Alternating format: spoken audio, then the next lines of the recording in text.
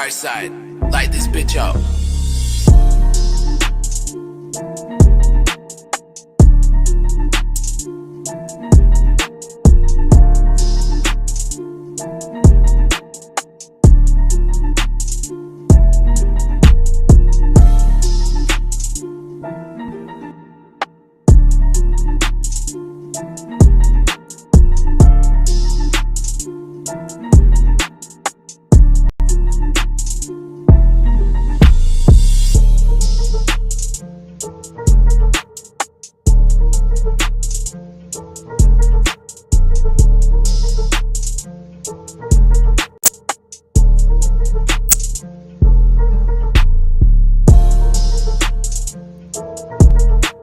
What is up, everybody? My name is James D. Fiore, and this is Casual Friday on Blackballed. There's something wrong with my mic. I got this thing called Unify, which is supposed to go well with this mic, but it keeps on like coming in and out, and I don't know why it's doing that. And one of the reasons why I don't know why it's doing that is because I don't have any tech people that are available to me right now. Which is funny. I'm also waiting for my co-host, but I just thought I'd start early because it's been a long, arduous month, and sure I don't have to go over it again. I've gone over it a couple times already. It's really bothering me the way the mic is, though. You know, you try to improve your tech. You know what happens?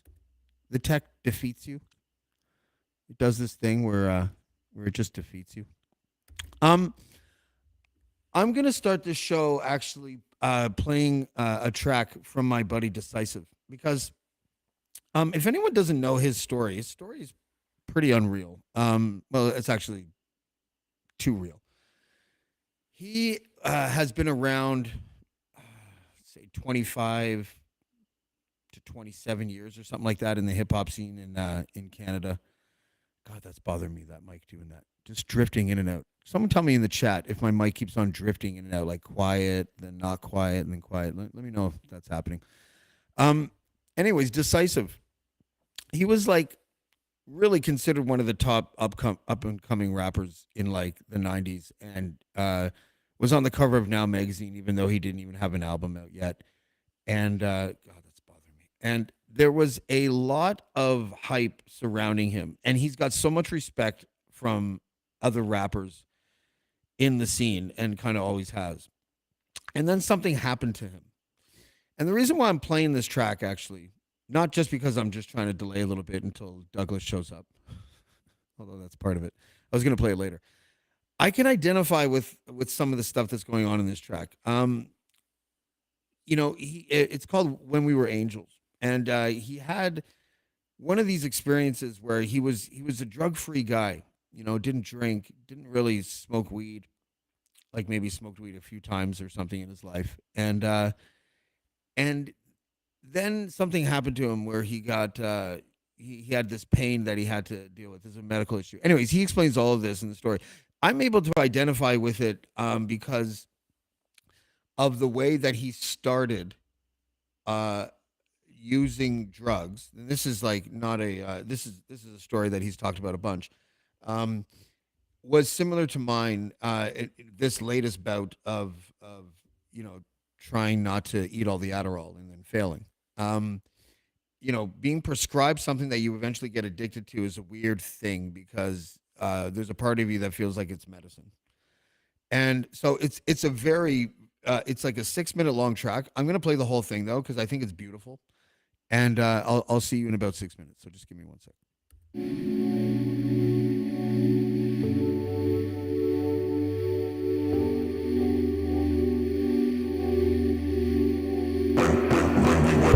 Before my requiem for a dream, before my so-called life was anything but clean, I was an angel with a halo shining, a local rapper dreaming a major label rhyming under the name Decisive. By 17 I was on the pages of Mic Check, performing on Mike Bullard next to Orrin Isaacs. By 98 I dropped an indie tape and vinyl, in a video rotating on Rap City a year before I graduated high school. A raging bull in the cypher, Jake LaMotta rhyming, considered one of the greatest freestylers in Toronto, also a Slim Shady fighter. I lie and pretend he didn't influence me. afraid the comparisons would ruin me. Meanwhile, I was obsessed with his records, not to mention that was my life in those 8 Mile movie scenes. I was on the cover of Now without an album out. Peg City Holla, Royce the 5'9" shouting out with my dog Decisive. My heart was wildin' out, fuck college, I'm giving my whole life to rhyming now. Dad said it was a mistake. I lied and said it's just a 1-year break. But I went to class like 8 times that semester, so Humber College kicked my ass out via a letter. I had 1 year to make this music work. I prayed to God and Allah, Jim Carrey and the universe to help me prove my father wrong.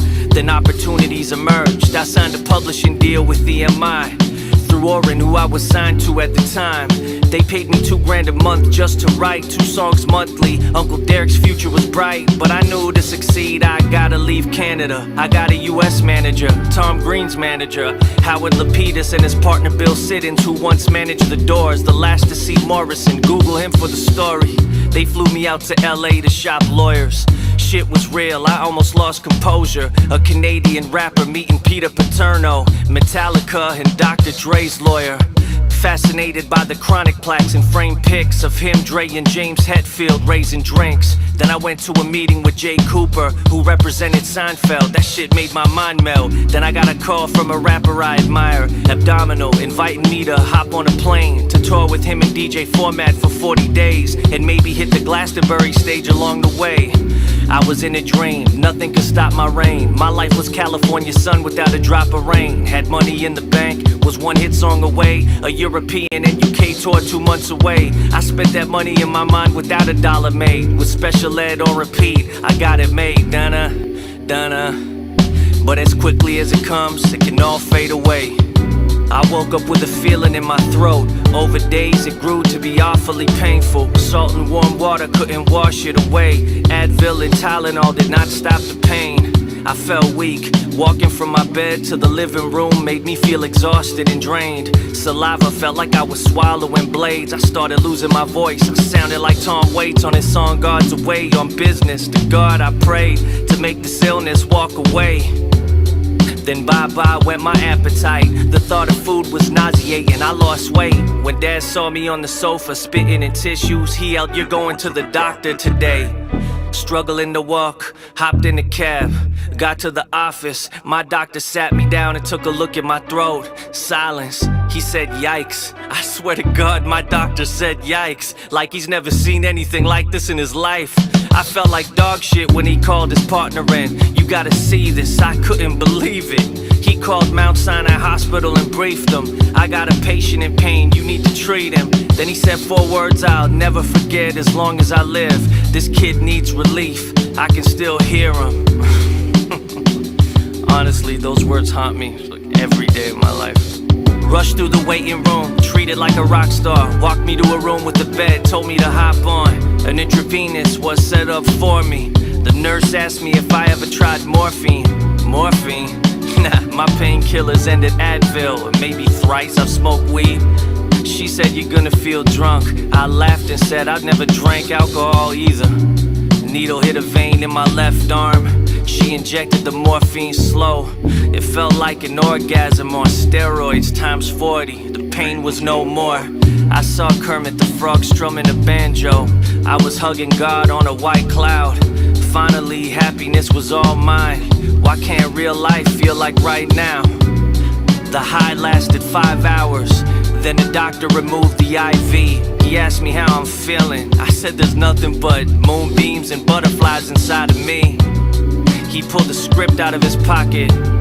"Here's a little something for the pain. 100 Percocets, only take as needed, no more than 4 a day." That was the moment my life changed forever. It took a while to see the dirt on my skin. My angel kissed me goodbye. Then I heard the melody of my requiem begin.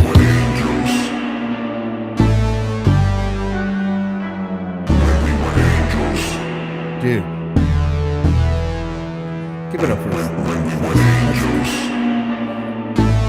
That's a tough life, man. That's a tough life. That's not ever being into substances at all, and then going to the hospital and then hooking you up to a morphine IV and then becoming an addict and then disappearing from the scene for like 7 years because you're an addict.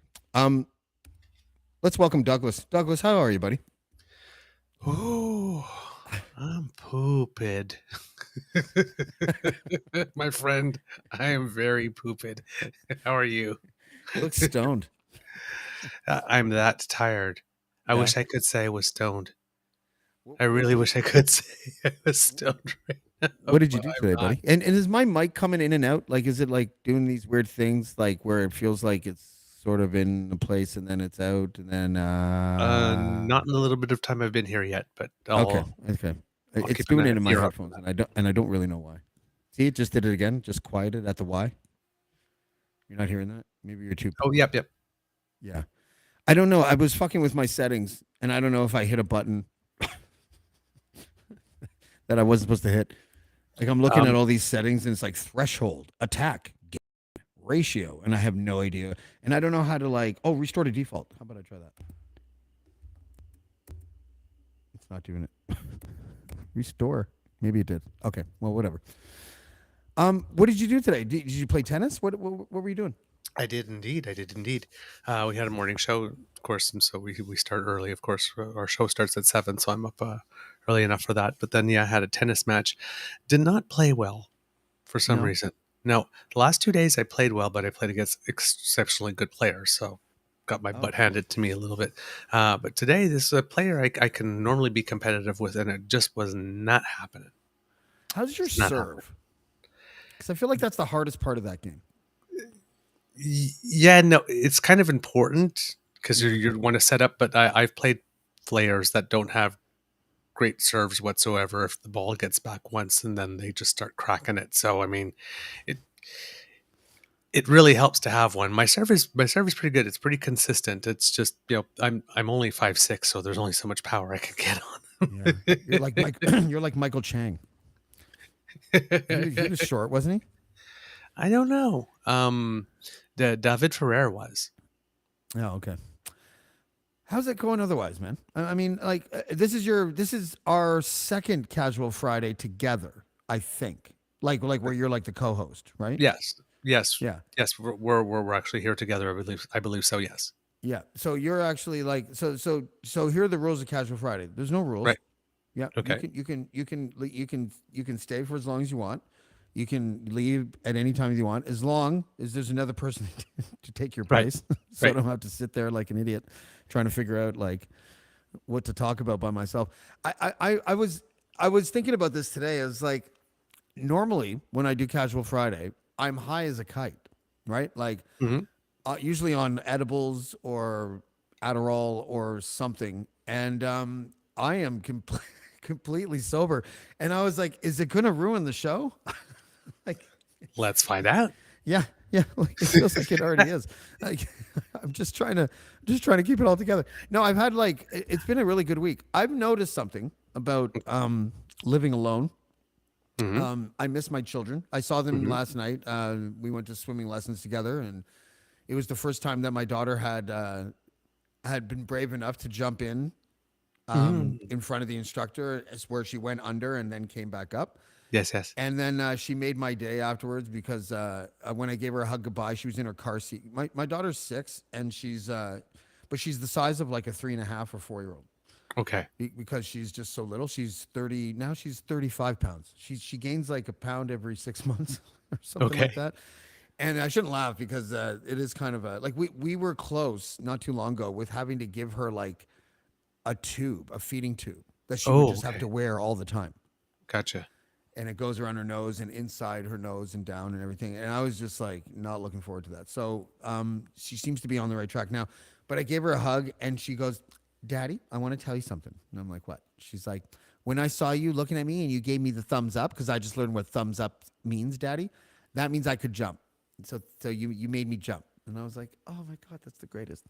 But what Oh. I've also learned is that when you don't have a spouse who's treating you horribly, you don't feel that much stress. Right. You really don't. And it's like, I'm sitting there like wandering around, like, because I have a really big place, like it's a pacer's dream. Like you could literally like pace for miles in here. Like my place is one of those places where we could have a decent game of catch with a frisbee, like where we Okay. wouldn't have to just go ginger. Like we could whip it at each other, right? All right. And I'm walking around and I'm like, why do I feel like I have so much free time? And it's because I'm not stressed out.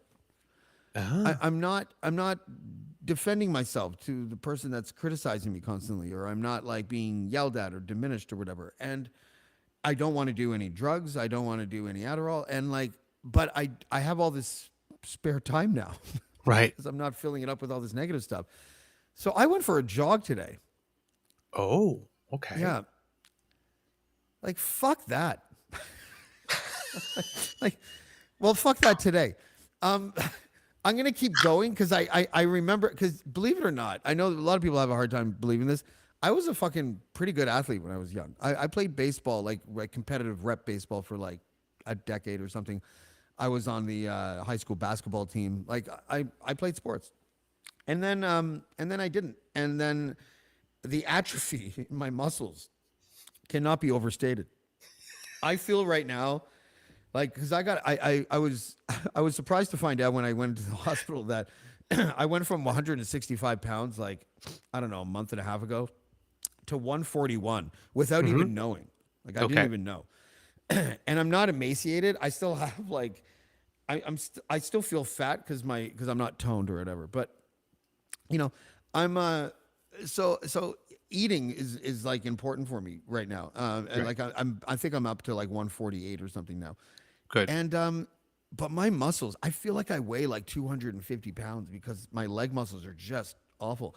But I understand, the first few times that you do this, it's gonna be. So I think I'm just gonna keep jogging Okay. and see what happens. But I also have friends that have died jogging, so I'm always my mind Yes. is so stupid. Like, this is what it's like to have ADHD and not be on medication. And it's very annoying. Like, I annoy myself so much every day. Like, just, and I'm like, I'm like pacing around trying to figure out what to do with my time. And I'm just like, and I'm hearing like a voice, not a real, like not an actual voice, but I'm hearing myself say in my head, like, "I'll just fucking do something." And I'm saying out loud, "Shut up." And there's no one there. Right? I'm like, if there's any closed captioning going on, they're going to think I'm still in a fucking state of psychosis, right?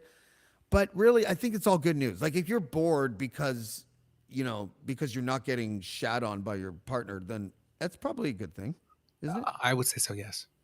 Do I would you absolutely don't say so. fight with your partner that much, do you? How do you put it? We have recurring frustrations. We're actually going through one now, actually. Oh, do tell. Um, Do tell. but but we Do have you want a to knock on the door and just make sure it's okay with Sweetie? He's behind that door, isn't he? oh yeah, he's behind the door. Um, we're the other thing that I've been doing today. When you ask what I'm doing today, is that he's a scientist Oh, and he's in the he's written a paper, a manuscript for publication in a scientific journal that had been rejected once, not so much for the content, but for the manner in which the content was presented. It wasn't clear oh, enough, and they've been working on it to bring out more details because he's basically he's found a way to recycle the lithium out of electrical car batteries wow. in a manner that creates zero solid or liquid waste. Really?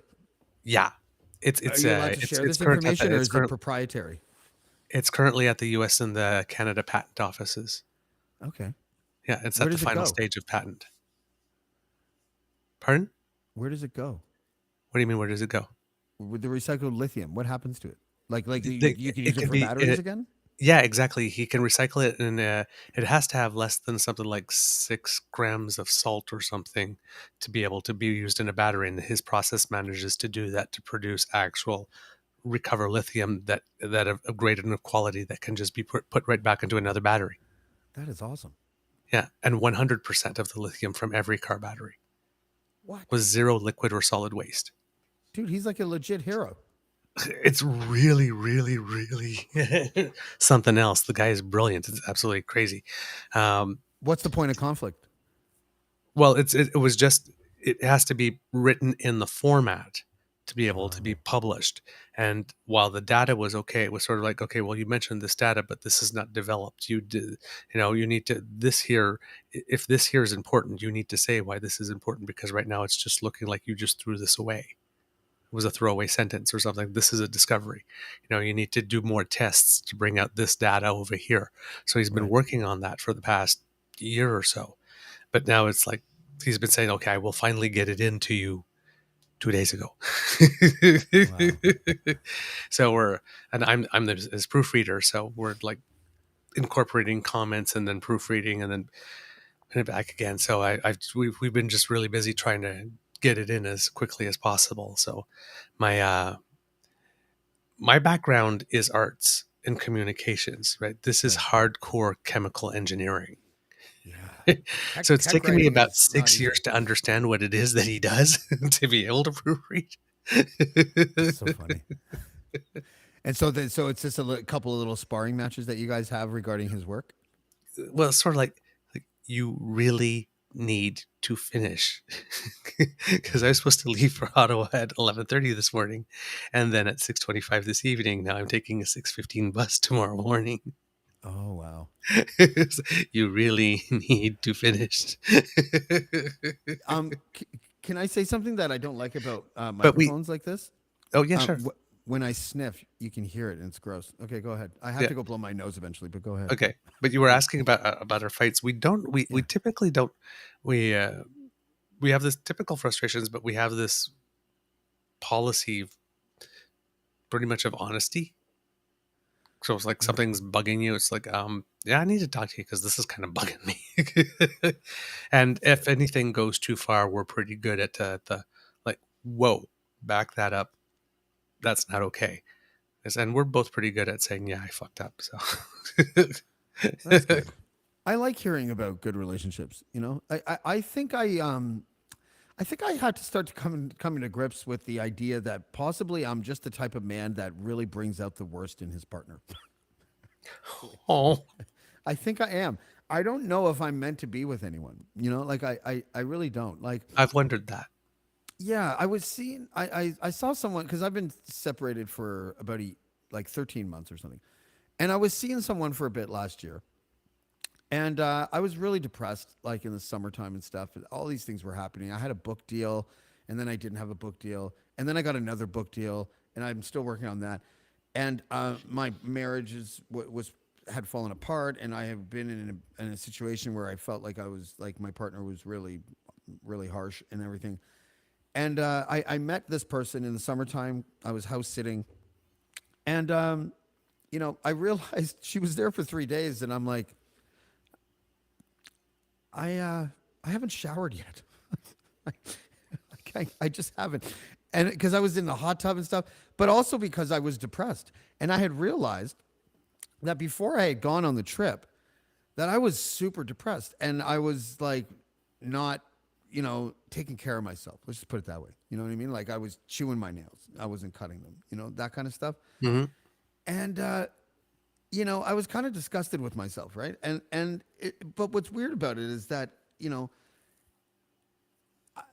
my breakups are like fucking epic, and I used to think that I knew the lessons of the breakups. Right. Like, so for example, I was with a girl for 4 years. And I had cheated on her in year 3, and Okay. I just couldn't live with it. I really couldn't. Okay. Like I loved her. I just whatever. So I told her, which apparently is supposed to be the right thing to do. I'm not sure it is. I'm not sure you're supposed to confess your cheats, right? And I'll tell you why. Okay. Because sometimes a person can say, "I forgive you." You told me, you're obviously distraught about it. I forgive you. But what they really do is they take that mistake, that confession, and they put it in their back pocket. And then a year later, which it was in my case, they take it out and they say, "This is why I slept with your uncle and I will be living with him." Yeah, true story. And so I'm like sitting there. And so my lesson, I was in my 20s. My lesson for that relationship, you know what it was? Never fucking tell them if you cheat. For some reason, it wasn't just don't cheat, even though that is also a good thing, right? That you shouldn't do. But if you cheat, don't fucking tell them. I don't know if I've learned the lesson because gun to my head, don't tell them. That would be my advice. If someone put a gun to my head right now and it's like, what's the right answer? I'd be like, don't tell them. Fuck it. You know, it's actually don't cheat. But if you do, I don't know. There's just something like, I think there's something about me that brings out the worst in people. I had a similar experience where somebody told me that doing something was okay, so I went ahead and did it, and then I was asked if I did it, and I said yes, because I was told it was okay, so I had no reason to think it would not be okay to say that I did it because I said, and turns out I was not supposed to do it because it was a test, Yeah. but I Well, wasn't fuck told that it was a test. test, so how would I? Is It's this an like you X? told me I could, so I did, and then you asked me, and I was honest about it. It's like, well, why am I in trouble here again? See, well, that's part of it. Like the test. What do you mean a test? So someone asked me once, like, "What's the worst thing that anyone's ever done to you?" And this was like 6 months after that happened, and it wasn't my ex fucked my uncle. It was someone once forgave me but lied about forgiving me. I think Well, that's the worst thing anyone's ever done. that is the worst thing you could do, because the thing about forgiveness, right, is there's a whole bunch of things about forgiveness, like so that people taught me, like for yourself. Forgiveness is when you stop wishing you had a better past. Period. Yeah. But and then for forgiveness, if you have things to forgive other people for, when you let that go, forgiveness is first a gift you give yourself before you give. Because whether the person accepts your forgiveness or doesn't really matter. It's nice, but you've done it, so you've let it go. Do you Right? believe in that whole thing about forgiving people who aren't sorry? Yes, because I believe people say forgive and forget. I don't believe in forget. I believe in forgive, because if you forget, you just basically set yourself up to create the same conditions to let it happen again. But if you do forgive, that comes with the obligation that you literally, if you forgive, you do not lord it over someone's head. You have to take that and you put it in the garbage. You cannot use it anymore. Yeah. Because if you Thanks, do it, then you Nelly. haven't forgiven. You haven't forgiven. So it's Shout out like to Nelly. you don't forget. You change things so that the thing that can't happen again to protect yourself and defend yourself, but you stop lording it over. Just like I'm sorry doesn't mean anything unless it comes with a behavioral change to prove you're sorry by not doing it again. Yeah, my ex is like that. She doesn't. You're sorry. She'll do something awful, and then I'll be like, well, what the fuck? And she's like, sorry, but you. And then she'll go No. off on this tangent about what I did, and that's the apology. That's the whole apology, right? Nah, that's not what. I don't want. I don't know what I want to do, Douglas. I mean, I'm a bachelor now, Yeah. and I'll tell you something. I was at the grocery store yesterday. My kids were in the car with my ex, and I'm right now. I'm so aloof in public. I don't care, and it's actually women like that for some reason. I don't know why, but they do. They like it when you're not all like, hey baby, like they don't like that shit. They don't like it when you're mean, obviously. But if you're just like, kind of like, not insulting but not impressed and like really kind of like aloof about things. I don't know. Women are drawn to that for some reason. I don't know what it is. But the checkout girl, I just was paying for my stuff. I wasn't looking at her. I was looking at my phone, I think. And then she pulls out this chain, and it's this big fat silver chain. And I was just like, ooh, gangsta link. But I didn't look at her when I said it. I looked at the link and I looked back down and found, oh, check out the gangsta link. And I just kept on whatever. And then I looked up and she was like all kind of, whatever. And she's like asking me my name, asking me where I live. And I'm like, I didn't address anything she said. I was just like, can I see your ID? She's like, really? And I'm like, yeah. She's like, why? And I'm like, because you're like 15. There's no way you're older than 15. And I just want to put a stop to this right now because there's like, I like older. Like I was like in this weird place where I was like, she knew that I could tell that she was kind of into me or whatever. Like she was flirting. She shows me her ID and she's like 27. And I'm like, okay, well, have a good night. And I left and I'm walking to the car and I'm just like, I am so lost as a human being right now. I don't know ages. This fucking thing looked like she was 15 years old and she's 27. I don't know anything. Yeah. I've feel hit that age too. I've hit that age too. Born yesterday, and I'm like this man baby walking around, just learning shit as I go, learning how to talk and walk again. learning that like when someone looks 15 and they show you that they're 27, it's not their fault. It's your fault. Like Yeah, you ask them for ID. I And think that then age. and then she thought it was endearing. Oh fuck. Yeah, no, I I don't see know. people that go, okay, that person must be my age. That person, but what? You're 15 years younger than me. Oh, okay. It's like, ooh, boy, was I off. Yeah. Like I'll never get in trouble with like in some sort of weird situation where it's like James and he. If you ever hear a story that James got caught with a younger girl, it's complete bullshit because I do not like young women. I don't think I would date anyone under like 34. Mm, You know what I mean? Like, and I'm 46. Like, I mhm. think that even 34 sounds too young. You know, I'm just not into it. I just don't want to be with a The, younger person. the irony of my life currently, every single person I've ever dated in my entire life has been older, Yeah. sometimes a lot older. My current, my, the love of my life with whom I've been with 10 years is 9 years younger than I am. On paper, this should not work at all. But he's a I'm crazy about it. scientist. I'm a smitten kitten. He's a scientist, which is like an old person job. So maybe that's why, Could maybe be. his brain is older than his skin or Could something. be. Could be. But it's like on paper, it should not work whatsoever. And it's just like I said, it was 10 years last November. And it's just, I still get butterflies. Really? Yeah. Yeah. He's my boo. See, I don't know whether to congratulate you or to tell you to go fuck yourself. Like, I'm just. Well, it took me 39 years, though, right? Are you 49? Yeah, I'm going to be 50 in May. You look good. Thank you. Yeah. Lots of water. That's another thing. I've been drinking a lot. I'm like, why am I peeing so much? Is this it? Is this it? Am I a senior? Is that what's happening? Like, oh no, dummy, you're drinking water. Like I have one bottle, right, that I just fill up, right? Yep. Like, and it's just a regular plastic water bottle or whatever. Yep. And I drink one of those an hour. Ooh, And now I'm that's just a lot. peeing constantly. Like, I can't. That's I'm a gonna have lot. to That leave may, any that may, second that now may and be go a little pee. too much. Oh, is there such thing as too much water? Well, I mean, they say drink to your thirst, but I mean, if you're drinking that much water, there often people would suspect some maybe diabetes or something going on. Oh. Well, I'm That's a not thirsty lot. all the time. I force it You down. don't want to drink like a liter an hour. You're just going to flush all the minerals out of your system. That's not going to be good for you. Is that a liter? One of those bottles, like just a regular bottle of water? Isn't it Well, I like mean, I don't know which. I mean, they come in so many sizes now. I don't know which one is just a it. typical like Nestle bottle? Oh, the Nestle bottle. No, that wouldn't be a liter. No. Okay. Well, I drink one of those an hour, and I Okay. think I should slow down. I think Yeah. I've always had a problem with drinking too much, but it's never been water. I don't know what I'm doing, man. You'll figure it out though. Yeah. Slow and steady wins the race, my friend. What else is new? What's going on? How was your show this morning, by the way? Show this morning was pretty good, actually.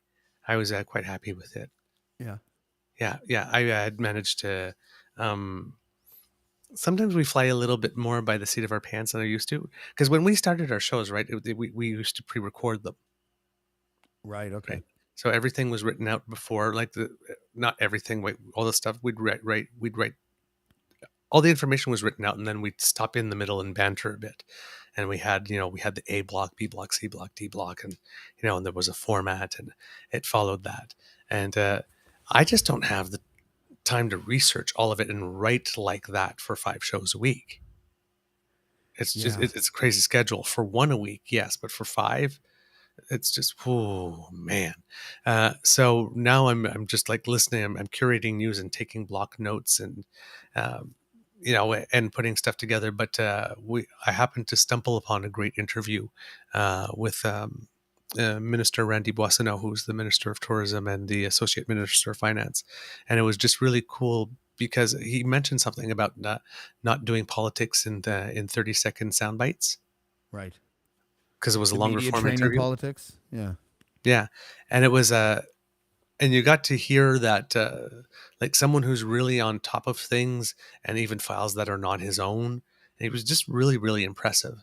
And so I usually just take notes, especially when there are facts and statistics and data. Like he was talking about data about the number of women who are now participating in the workforce since we have childcare. as opposed to Right. 2 years ago. And I think, okay, well, there's a data point. I'm going to take that note and I'll bring it to my episode. Well, I was like, all these like little snippets, had all these tons of data points that he just had like at his fingertips. And I'm thinking, like, well, rather than me just like writing all this down and like writing down a 3-minute quote and reading it myself, I'm just going to show the damn clip. So he made it really, really easy for me today. Yeah, I heard about that stat. The women back in the workforce thing. It's like it increased our economy by like 1.7% or something like that. Oh yeah, yeah, Yeah. onto its own. Yeah, it's absolutely it's great. Did you hear? I'm kind of I wouldn't say excited is the right word, but I am well, maybe a little bit excited for Nathaniel Erskine Smith Hmm. when he threw his hat in the ring in the Ontario leadership thing. Yep. That would be amazing. I would Yep. vote Liberal for the first time. Fuck, it's got to be 20 years for Yep. the province of Ontario. They'd have I they'd have someone with some charisma, and some character that would present a policy platform that would have substance. He does have a little bit of that maverick quality, which could be good or backfire, depending how it plays, because it's a battle of tone and countertone all the time, right? But he has on. I would draft him in a like if there was a fantasy pool, I would draft him. Yeah. Yeah, me too. It would be interesting to see how he handles the maverick that may turn up in his own party if he becomes leader. Mm.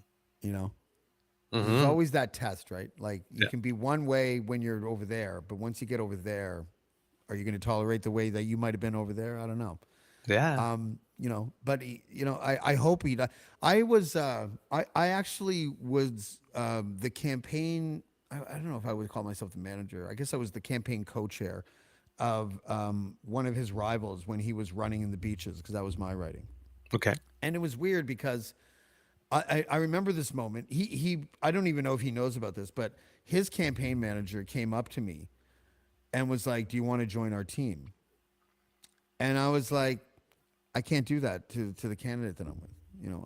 Hmm. I just can't do that." And then I told my candidate, and I was like, "Yeah, they asked me to join their team." He's like, "What'd you say?" And I was like, "I said I can't do that to you." He's like, "Okay, good." And then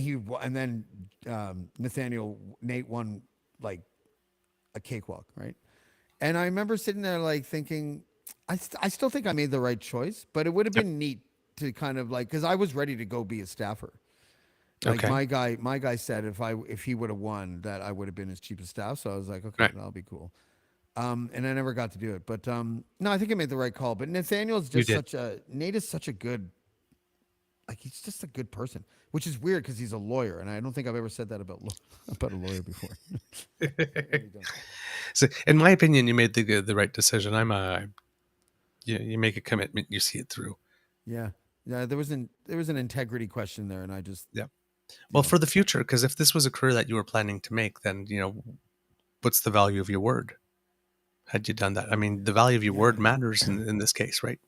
I'll tell you something. I also managed a mayoral campaign in October for this shit show in Barrie. This guy. I'm not going to say his name.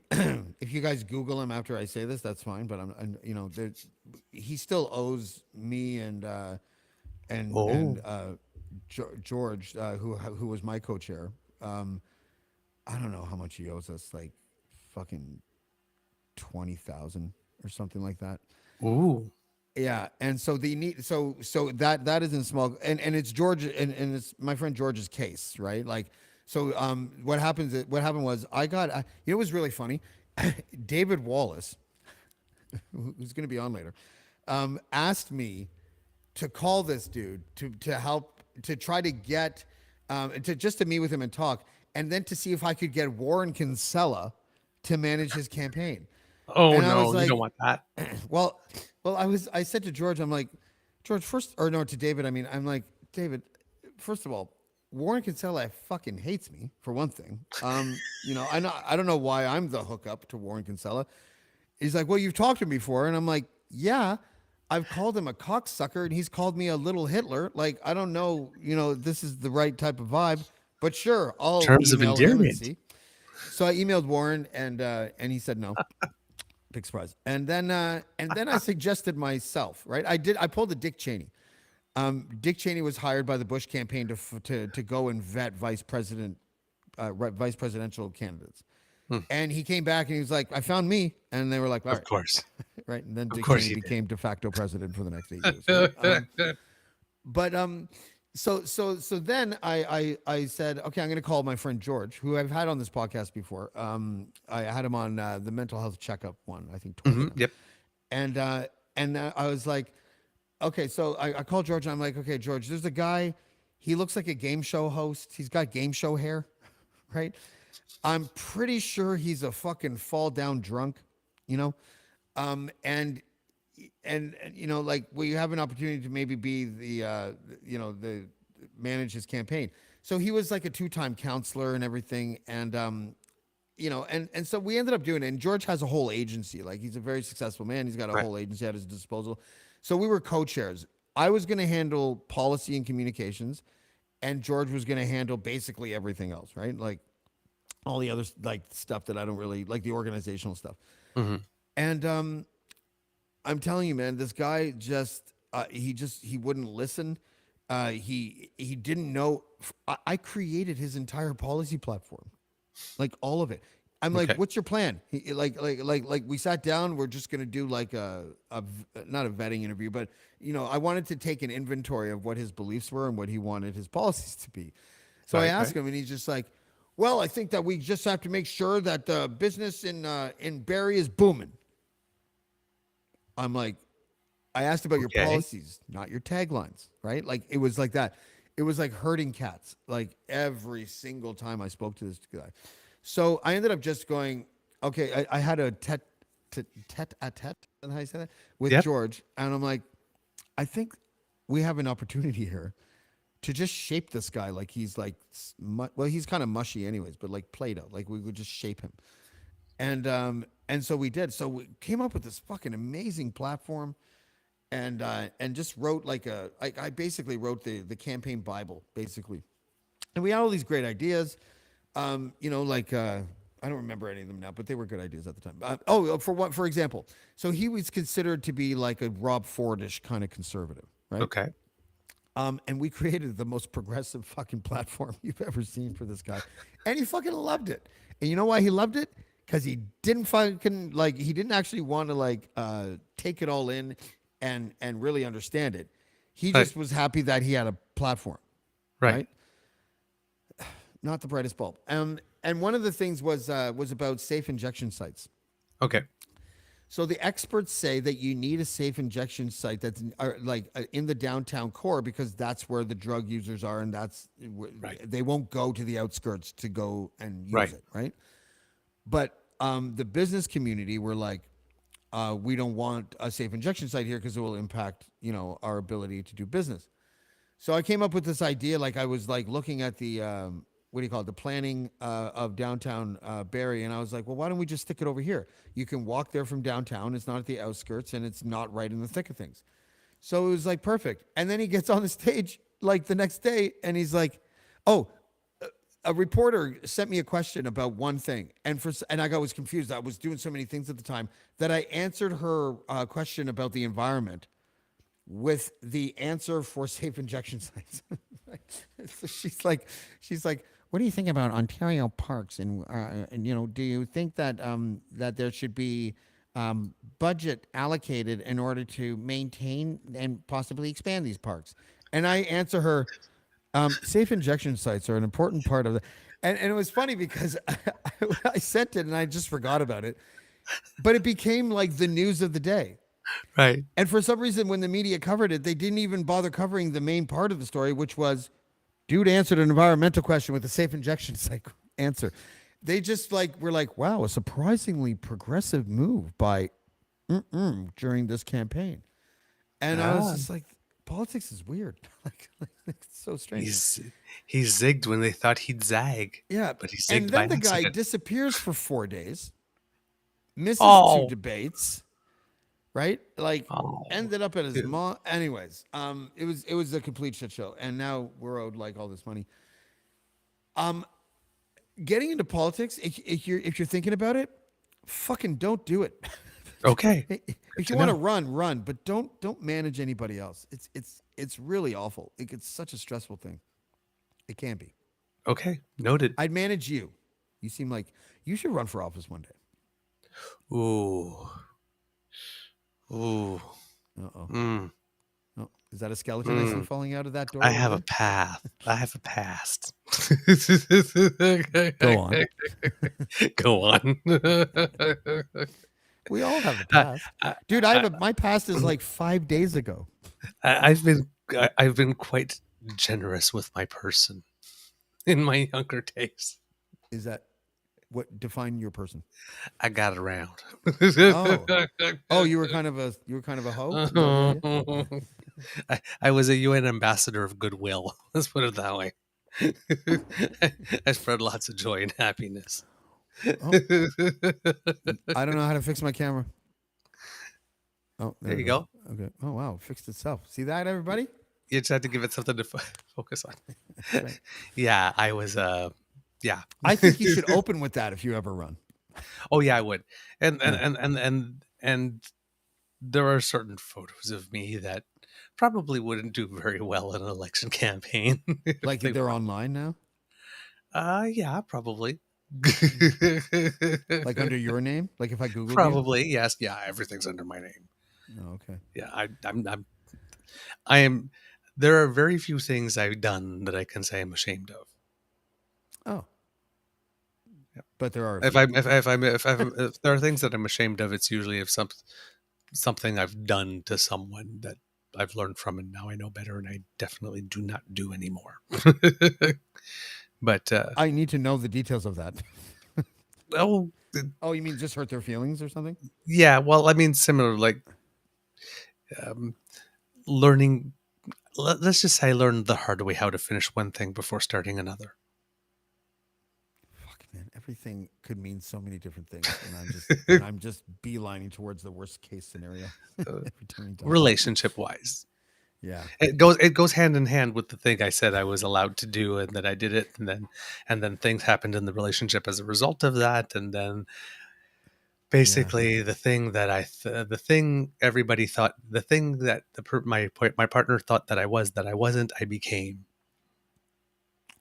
and therefore Well, eventually proved him right yeah. when I should have just ended something instead. Did you ever I have learned your the heart hard way. broken? Have I ever had my heart broken? Yeah. Oh yeah. Oh, okay. Oh yeah. Yeah. Like, were you the person who always got his heart broken? I wasn't necessarily the person who always got my heart broken, but for all my relationships except for one, I was the dumpy. No, Yeah. I was the dumped one. Yeah, me too. This is what I mean. I don't think I'm supposed to be. I haven't found my sweetie behind the door, which is where your The recent before yours was last actually, one, yeah. I was walking out, and the dude convinced me to stay for 7 more days, and then So he he could dumped dump me. you. That's just another test. That's you failed another test. Well, I mean, it worked out well though, because we were vacationing in Florida, and when I wanted to go, I was looking up plane tickets at my own cost. But when he decided I was going, he picked up the plane ticket. He actually bought one for me and handed it to me to let me know that I was going home. It's like, oh, okay, so we're Did you doing this. Did you do the stereotypical gay thing and go to Key West? Just curious. We were in Fort Lauderdale. Oh, is that Key He West? had a place there. Oh, okay. Yeah, Yeah. yeah. Florida sucks. I discovered I discovered I wasn't a boyfriend, but I was a rent boy who had gotten inconvenient. Except I wasn't being paid. But I was dismissed I was dismissed as if I was a rent boy who had suddenly become inconvenient. If things were very good one day, and then all of a sudden I had to go. All of a sudden I had an attitude. Oh, so the real boyfriend came into town. Yep. And That's they what I didn't found want out. any That's what I found out twinks. 9 months They didn't later. want a twink hanging around the fucking showers. No. Worse than that. Worse than that. Worse than that. No. Okay. Well, let's go. Let's go for it. Yeah. Worse than that. I was. I believe the way that went down is that there was a relationship that pre-existed me that was Florida based, Right. because he had a home in Florida, was there 6 months a year. Hmm. And that, so at one point there became some talk about would I be interested in a thruple? I'm sorry, what? A thruple, Is that like a threesome? a couple that actually has three people in it. A Oh, thruple, okay. and it's like not Oh, particularly, but I see what you mean. yes, Like yes, you would be like the sister wife or whatever. yeah. Yeah. Except that I had the impression that I was the primary relationship, and he was asking if I would be interested. And it Oh. seems that the situation was probably more like I was the concubine being brought in. And I would just keep on saying, like, well, we've only been together like for about a year and a half. So I was like, I'm not ready to, if I would ever be ready to do that, if I was considered, definitely not now. We haven't even formed our us yet. And he seemed really, really, really, really, really insistent that this person was really, and I'm like, well, what is it about this one person that like has you so devoted to him after allegedly having only met him just 2 weeks ago? Yeah. So the Was he relationship older and ended. more distinguished than you?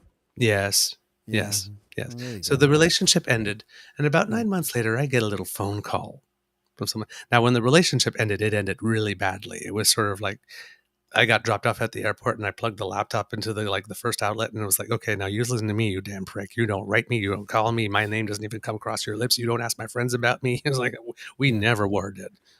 I don't wish you will. All I want is my energy to detach from yours as fast as humanly possible. Thank you very much. Salut. 26 times during the year he tried to establish contact with me, Oh, really? And you were including just, even though twice you where he were the put his hands on dumpy. my person. What's that? Including twice where he put his hands on my person.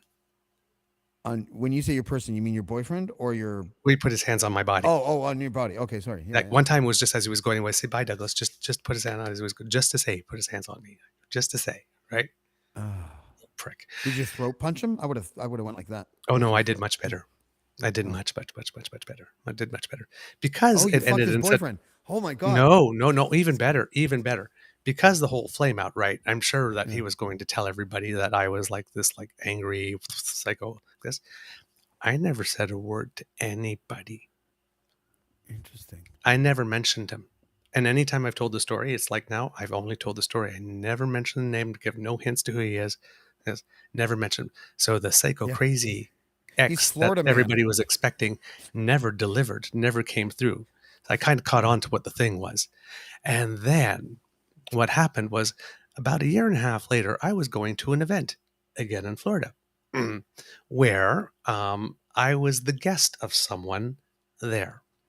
And I told that person, I said, I don't want to bring you into any drama, but I have quite a feeling that since it's advertised that I'm coming here, this person will come to and will probably try to cause something. So Yeah. we did something that would let everybody know, like this, that Is I that one of the am. pictures that's online? Yes, yes. Is it It really? was an event and a subculture. So I had something put around my neck that would let know that I am with someone, I am A taken, and collar. that I should not be touched. Let me ask you something, because you were with him for a year and a half, and he wanted you to be your like your boy toy and be with the distinguished guy. I don't under maybe was he like this, because I don't understand how people can be really affectionate to people that they don't really love. Mm, I don't understand how people can say I love. First of all, just to put all my I was going to say something really gross. Just to put all my something all over the table. Cards. We'll go with cards. okay, we'll call it cards. Yeah, yeah. I know if okay, if you don't establish the friends with benefits situation Right, first, and someone like starts to like have feelings, right, the other person has a responsibility to be like, whoa, whoa, whoa, whoa. Like, right. we established a friends with benefits thing, but I think people are like programmed to just good people. I mean, are programmed to kind of be like,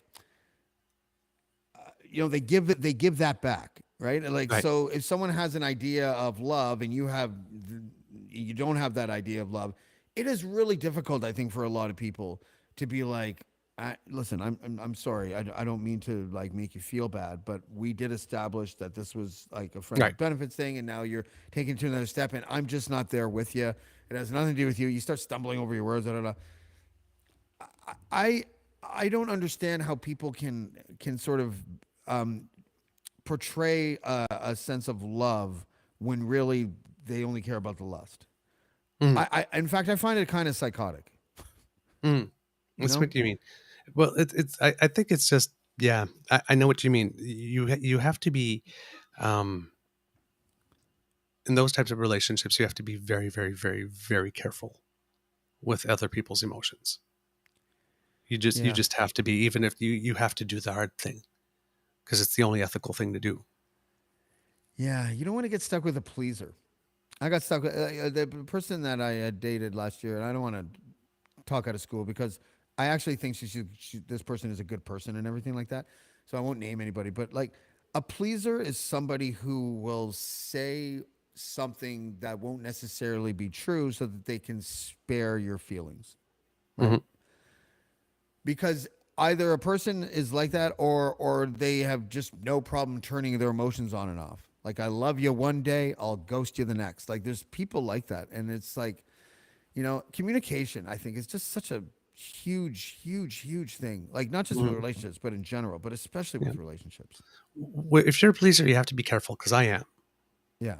I definitely am, and you really have to um, pay attention to when you might be taken a little bit more for granted, and it's like, hey, hey, hey, this doesn't just happen, right? It's like I like to please, and I like for you to be happy, and I like one of the reasons for you to be happy is because of me, but there is a limit, Yeah. right? And there are times, and learning to particular if you're a pleaser, the learning to say no, because there are times, can you do this? Is like, no, today I can't.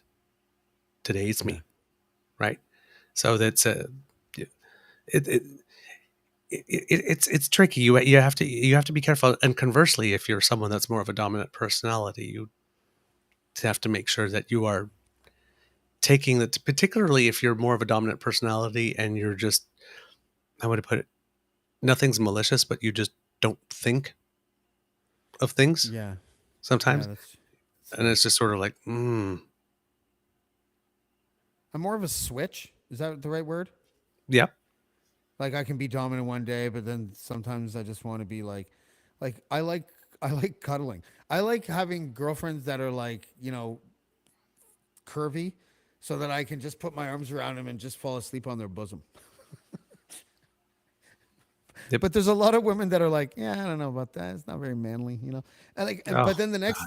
the next day, I really kind of like the idea of like, sitting on the couch, like and watching news and having them come up and like put their head on my lap and me their arm and my hand on their hip and like I feel like a man and that's how I feel in that moment. It just I don't think I'm ever gonna be with anyone ever again. We have similar hardwiring there. Do we? If Yeah. cuddling was an Olympic sport, I'd be up to my ears in blue ribbons and gold medals. I love it. I And love like and it. I like so many things that aren't fucking manly that like it's kind of a curse that I like women that are like my age or older because I don't know. Like it like I it's so funny. Th- There are like so many different types of women. Really there are. There's like and now like, now that I'm older, like I was doing shit last year that I never thought I would do like shave my fucking chest and tummy. Like Mm, I've never done that before. But I did that cuz I could tell that she fucking wanted me to do that, so I did it. Grow a beard, shave off the rest. Okay, fucking just doing this shit. Really, what I want is like, I think just like someone who will just be fine with who I am. And mhm. honestly, I'm not even fine with who I am. I don't think I'm gonna be like. I think this is it. You hear the echo? It's gonna be like that forever for me. I don't think there's gonna be another voice challenging that echo. Like I'm Well, just, yeah, I wondered about that too because before I met my current partner, um, like you, I had dates and people I dated and things, but nothing got past that. You know, around the year and a half point, was like the poop or get off the pot. Are we going to do something with this, or I had like Year and three a or half. four Dude, relationships in a row that kind of went there. So I'm like I'm for I'm asking those 13, questions at like 3 months. yeah, A year and a half? Fuck. year and a half, yeah. But like for like, well, sometimes a year, sometimes a year and a half, sometimes a year and a quarter, but around there, like the 3 month part is good. That happens. Okay, we're going to, but then that year and a half, like, because people start moving in like after 2 years or something, right? You're thinking like, as you're getting to that point, are we going to go somewhere? Are we really going to like blend furniture eventually and that kind of stuff, and mix CD collections so we don't know whose is whose at some point, right? Um, and it's like, and it never really got past there, but and it was like that like for 13, 14 years for me before I met my current partner. Because my first relationship lasted 4.5 years, and then I never had anything else that got past a year and a half. Wow. Yeah. Me. Yeah. Yeah. So it was like, so I had that thing too. I had these moments where I thought, like, maybe I'm just hardwired to be alone. And I I don't think wasn't I'm unhappy hardwired to be. alone. Like I like my own Yeah. company and I wasn't unhappy, but it was, but it wasn't it either. Yeah. See, I don't think I'm hardwired to be alone. I'm going to bring Paul in a second. I don't think I'm hardwired to be alone. I think other people are hardwired to not want to be with me. I think Well, let's whatever put it this pixie way. dust I might have had in the first 4 months, it just fucking goes away, and I end up this fucking grounded tink. Just When it comes to my not being partner, able to almost fly. all of his friends kept on saying, it's like Douglas was like, we've been like friends with him like for so many years. We kept on figuring, it's like, what kind of guy would be okay for him? And we just couldn't figure out. And then you came along and was like, of course, Douglas. Yeah. So it seems that if it happens, it's obvious because it was obvious to everyone. You know what? I'm just love hungry. I like love. I like one of the things here. I'm going to bring I love Paul love. in. Paul, you're going to join us now. Okay. How you doing, How's Paul? it Paul going? Atkinson, the half that My Douglas friend. props up on the Eager Beaver podcast. Put your paws up. I'm gonna finish that thought, and then I'm gonna toss it over to you, Paul. But the thing that drew me to this person, and before I get off that entirely, is that I had been in a relationship where the only words that came out towards me from my partner were negative, right? For years and years and years. And I'm just not like that. Like I could throw down in a fight just like anybody else could, but that I would always be the one to be like, try to make up. I would be the one to, like, every day I made her fresh brewed coffee. Even if we were like fighting for months, every single day I would just do that. It was like a symbol of me trying to start a new day. It didn't fucking work. Right? Like, nothing worked. And so when this other person came into my life, and she was complimentary and specific about her compliments, and very like thoughtful and warm, I was just helpless to it. It was like the greatest. It was like a symphony. And I kind of fell in love, I guess not really with the person in hindsight, but with how that person made me feel. And then because I was damaged at the time, I guess she kind of changed her mind about her feelings, which everyone's allowed to, but didn't actually implicitly state it, but I could just tell. And it was fucking annoying. Like I just wanted her to level with me. And then you become the person begging them to level with you, and then you sound like a fucking asshole, and then they just really just don't like you, and then it's this vicious cycle. Yep. Welcome to the show, Paul. Hey, How you doing? I just woke up from a nap. I only had an hour's sleep last night, so I'm pretty bagged, to be honest. Okay, And well, loaded let up me on ask, let me ask you a antihistamines. question. Let me ask you a question that is completely inappropriate. Okay, Is it weird going down on women with a long beard like that? no comment. Why not? It's Casual Friday. Yeah, I know. Some things I'm not willing to talk about in a public forum. All right, mister, I have my dick on the internet. All right. Well, it's just because I respect the privacy of others when it comes to that. I didn't say name names. No, I Okay, know. watch. But I'll do it. It's a little awkward for even a short beard. because you can smell the sex hours later unless you wash your face. There you go. I did it Isn't for that the best part? That's kind of the point. you. I don't get it. What do you mean that's fine? Really? Yeah. Yeah. Oh, that's very primal. Yeah. Extraordinarily primal. Really? I didn't know this. This is like people like that? Oh, yeah. Yes. I kind of like it for like 10 minutes, and then I'm like, I'm going to wash that away. Like, No, it carries me throughout the day. Well, at least I got you to answer the question. Sometimes put a little saran wrap on it, save some for later. Savor the flavor. I don't know. JM is Island Girl. Who's Island? Hold on. I'm reading them and I'm not putting them up. Island Girl says, James, There you you are go. amazing. See, this is what I mean. This is the pleaser. Island Girl, you're a pleaser. I can tell already. James, you're amazing. Your sense of humor, intellect, and the way it works is very appealing. Don't settle for less than you deserve. I don't know what I deserve. I think I deserve nothing. I can relate to that. And it's not depression talking. It really isn't. I think I am made up of something that absolutely brings out the worst in my partner. I just think that. Listen, I've had 2 serious relationships. The first one was 4 years. She ended up in a relationship with my father's brother. The last one just ended, and I just got out of a fucking mental hospital. I'm telling you guys, like I bring up my breakups are like epic, and I think it's time to. I don't know what the fuck it's time to do. I don't know. Date that stupid 27-year-old, I guess. Fuck. And that's going to sound really stupid, but what, have you dated yourself lately? Is this a masturbation question? No, No. no. Okay, then It's a I don't know what you philosophical mean. question. Philosophical question. Something that you really like to, like, for example, if there's a dinner place that you like to go to dinner, do you go and eat alone, or you just not go because you don't have anybody to go with you? Like, Oh, do you no. take I yourself used to. out? Oh, when I lived in the city, it was my favorite. I prefer to go to dinner alone. Okay. I would prefer Nobody's- to go to the movies, especially. When you're in a movie theater, it's like being on your deathbed.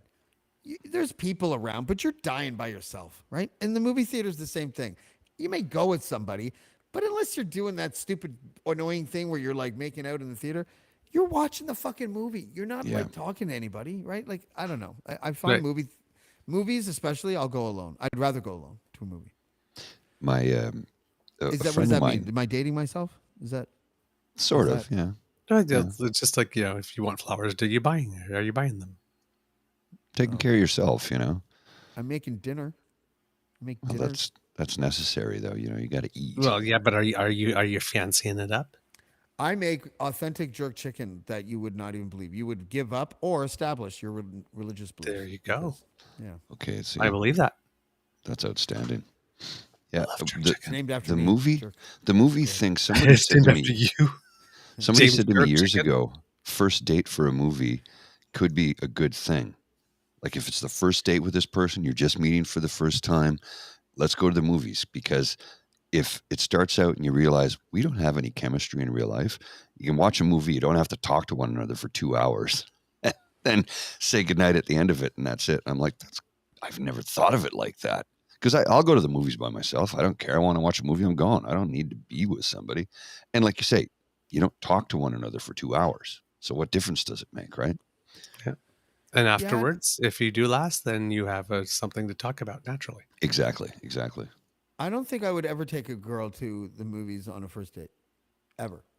It would Not just on a It was never my idea, but it was when somebody suggested that to me. I thought that's kind of interesting. I guess maybe they don't have a lot of chemistry with the people they date. Yeah. I'm a And little now I don't- chatty, so And then I don't drink now too. So yeah. I can't go to. I can go to a bar, but I'll be that fucking guy. Club soda and lime. Yeah.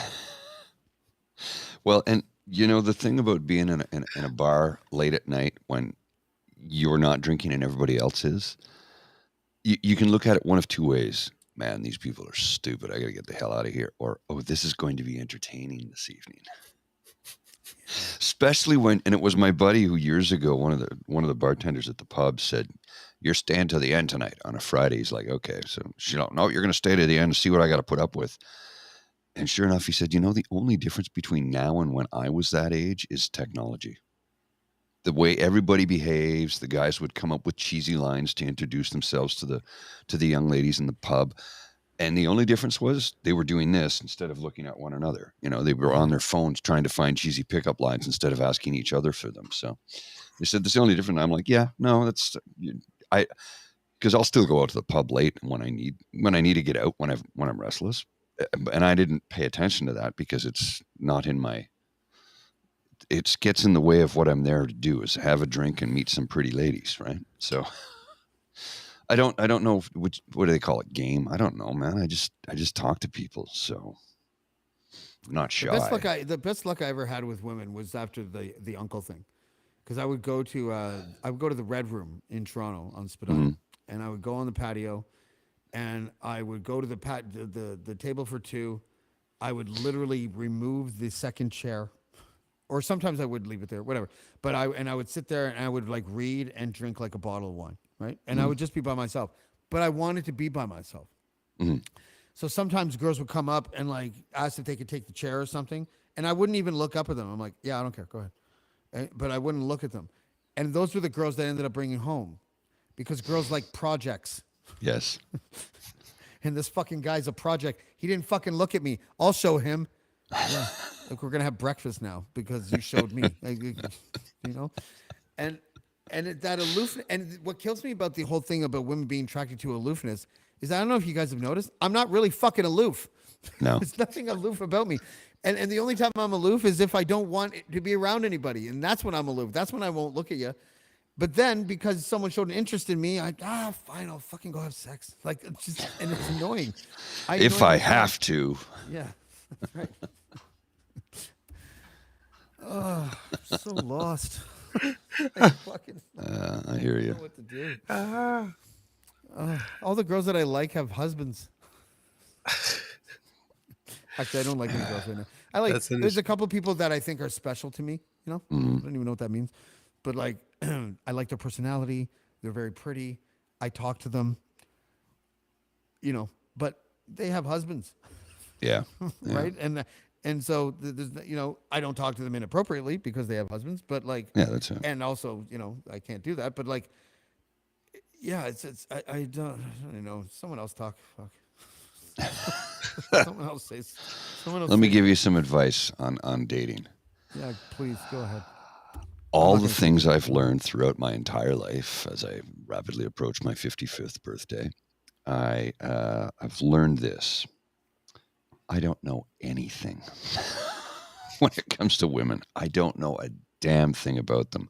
I will spend the rest of my life learning and listening and trying to be a better me. I don't know a damn thing. It's that confusing, dude. I'm sorry, but it is. It is. It is. I've learned patience. I'm much more patient. To the female audience members by saying you'll listen and learn. Fuck off. But that's what it is. That's exactly what it is, though. That's what it is. See, I think I have the opposite problem. I think I know too much about women. Okay, I was raised with two older sisters. I got a crash course on what fucking space was when a woman needs space when I was like 9. Okay, and then my mom was part of a softball team that was all lesbians. And so for every weekend for like a decade, I just hung out with a group of lesbians who taught me more about women. By the time I got into fucking high school, I was like, I know all of this shit. I know what you're doing right now when you put that shit behind your ear. I know what you're doing right now when you look at her boyfriend. I know I knew too much. And I didn't like playing the game. I fucking hate that whole. Yeah. You know what? This explains why my wife and I probably fell apart. You want to hear my how I met my wife? We went to I went to a documentary fundraiser that my sister invited me to because the filmmaker worked at her work, and my future wife was there because she knew the drummer in the band. She's sitting on this fucking 20-foot patent leather white couch. Okay. Oh, nice. To the left of her is her purse and the arm of one side of the couch. To the other side of her, 17 feet of couch. Okay. I walked up to her and I go, "Excuse me, can you move your purse so I can sit down?"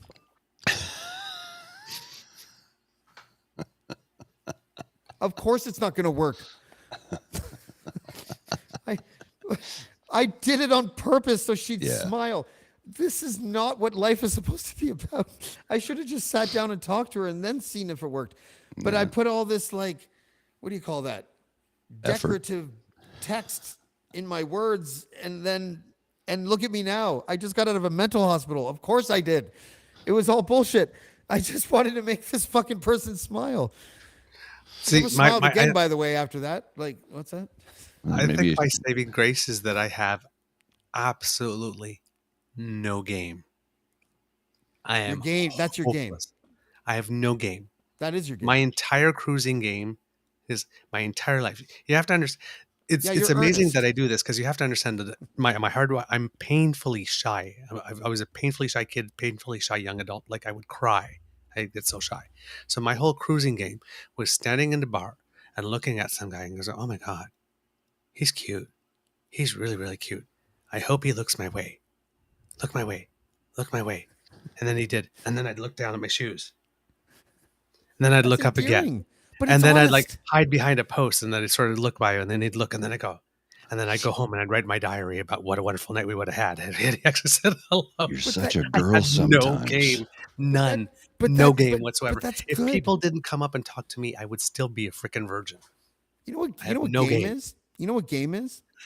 I'll tell you what game is. It's false advertising. That's what game is.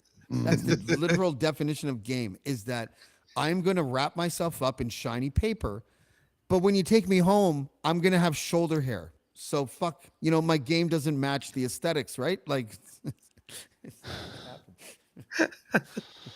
the shoulder hair thing is funny because, yeah, exactly. No, but it's like, you go to a bar, right? Like, people make themselves all nice and attractive and whatnot, and they stand around like this. I went to the bar. I walked in. I wasn't even like 3/4 of the way up the stairs. Go, that's my jam. Go straight to the dance floor. Dance. Shirt off like 20 minutes later. Soaking wet, dripping wet. Go to the bar, grab some water. Soaking wet. It's like, nobody wants to touch you. Nobody wants to hug you. You're talking about, you drip. It's like, no game. But but that's honest though. To me, when you say you had no game, that just means like, oh, you were being yourself. I'm there to dance. It's like, I'm a slave to nothing else but the rhythm. I'm there to dance. Watch me shake my rump. Like this. I get on the dance floor at 10. I get off at 3. That's it. Boom. Yeah. Except for like once to go to the bathroom and twice to switch up water. That was my jam. So it's like, if you had to get up on top of the speaker and be dancing with me if you want. It was like I was lost in the music. No game. Yeah, game is hard, and game is not honest, and that's why aloof. That you see, there's lessons in all this, right? Like the aloofness is honest, right? It's honest. The earnestness that you show, Douglas, is honest. Paul, that whole listen and learn thing was just full of shit. So I don't know what to say about you. That was game. That was a little glimpse of the game, I think.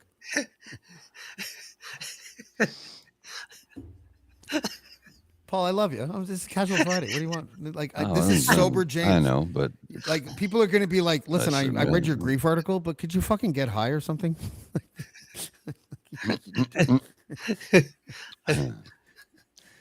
Oh, fuck. Well, I'm serious though when it's listen and learn, because the more you listen, the more you learn to begin with. But also, I find that it's helped me to try and understand a little bit better what and one of the things I've discovered is women oftentimes want to be just left alone. They want to be able to go to a pub and have a drink and not be bothered by anybody. But by nature of the fact that they are a woman in a bar, some guy's going to come up and talk to them. So I'll talk to a woman at the pub and I'll just, hi, how's it going? And see if there's a conversation there. I have nothing in mind in pursuing her. It's like, I'm not trying to get with her. I'm not trying to take her home. Nothing like that. I just want to have a conversation. And, sometimes they'll want to talk and sometimes they don't. And I'm like, okay, well, enjoy your evening. Just leave it at that. And then you get that quizzical look like, wait a minute, he doesn't want to talk to me? I'm like, well, No, I don't want to bother you. I just thought maybe you want to have a chat, and if not, that's cool too. Yeah, you can't fake the aloofness though. As soon as No. women can spot fake aloofness from like Oh 5 yeah. continents away. I think there's only 4 Oh yeah. continents, but Absolutely. how many Yeah. continents are there? 6? Without question. There's I 5. don't even know what 5 continents away means. Like whatever, miles away. Yeah. I know what you. Yeah. I know what you meant. I know what you Fake meant. I know what you were aloofness looks paraphrasing. like you can smell it. Mm. Do you know what I mean? You can smell it. Yeah, and it's good because I don't fake aloofness. I don't fake anything. Like I can't decide what to how to approach my future anymore because of this. Because I love being in love. As cheesy as that sounds, I really do. No, I I get it. enjoy it. I get it. I learned last year that I was so depleted when it came to the good part of my ego, where someone compliments you and they mean it and they span it. I had like none of that. That the person that was giving me, I fell like for this person far too quickly, probably. And it wasn't like it took like a lot to get over this person. Like it wasn't, we only saw each other in person like 3 or 4 times. I actually called her tonight, not for anything other than it's like, you know what, it'd be nice to hear your voice because I kind of wanted to show that like there were no hard feelings, I think, or something. Mm-hmm. But sobriety and being a bachelor, I don't think this has ever happened to me at the same time. So these two things are now overlapping, and I got to tell you, I don't mind it, but I can't think of the future. I can't. It makes me feel tense. Well, what do they say in any of those programs? One day at a time, right? Yeah. One day at a time. That's all you can do is just get through each day. Somebody said to me a while ago, so, what's your plan today? Get through the day without hurting myself or anyone else. If I've done that, that's a success. Yeah. Yeah, that's fair. I mean, I don't feel down though lately. Like I don't. That's good. That's good. It's weird. I'm sure something's coming, but like, I was never really like I haven't been in That's that. anxiety talking, though. That's anxiety talking. You got to try and You got to try and push that away. Push what away? It's not easy. The anxiety of I have a feeling something's going to come. That's the anxiety talking, and it lies to you. Well, what is it? They And say it- the anxiety is worrying about the future, and depression is thinking about the past. Yeah, I don't know. I wouldn't quite say it like that. That the anxiety part is certainly right. Depression can be the past, could be depression spurned on by the anxiety because you're worried about the future, thinking you don't have one, which can make you spiral even deeper.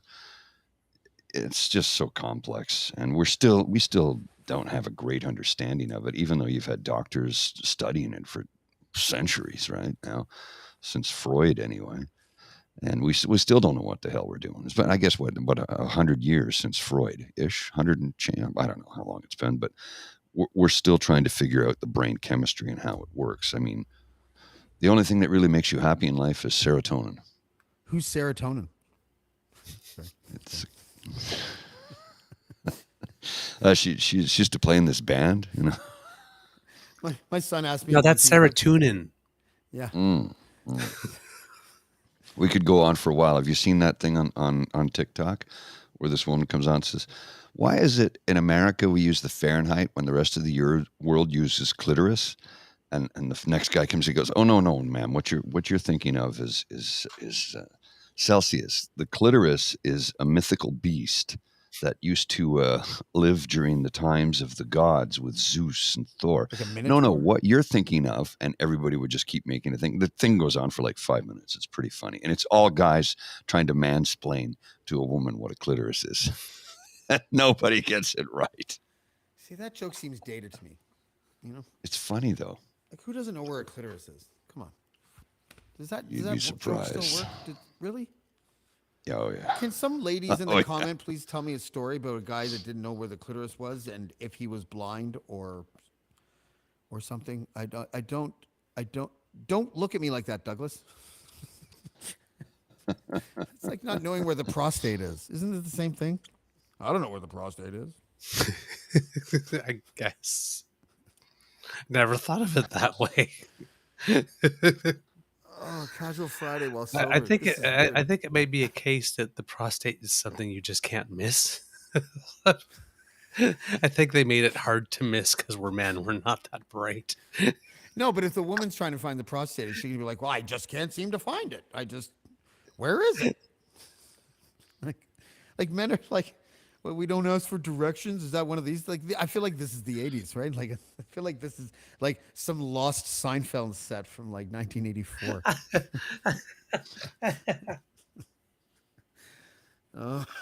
Okay, can you talk amongst yourself while I go have a cigarette? Because I don't know what else to do right now.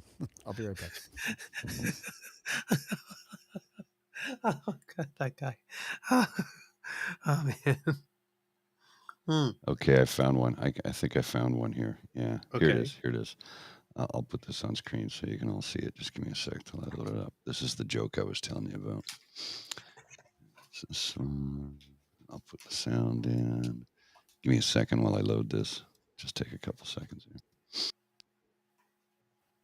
Someone please America uses Fahrenheit and not clitoris. Now, sweetheart, I don't want to give you misinformation, but I think clitoris is that little bald-headed baby on PBS. He's talking about that kid, Caillou. The clitoris is that one day on December 25th, you give each other gifts and you celebrate the birth of the Lord and Savior, Jesus Christ. You're thinking of Christmas. Yeah, no, the clitoris is that math subject we had to take in high school. Oh, no. That's called calculus. Clitoris is that stuff you use to grease your pan before you cook something. You're thinking of Crisco. Clitoris is the thing that the caterpillar goes into before it becomes a butterfly. No. You're thinking of a chrysalis.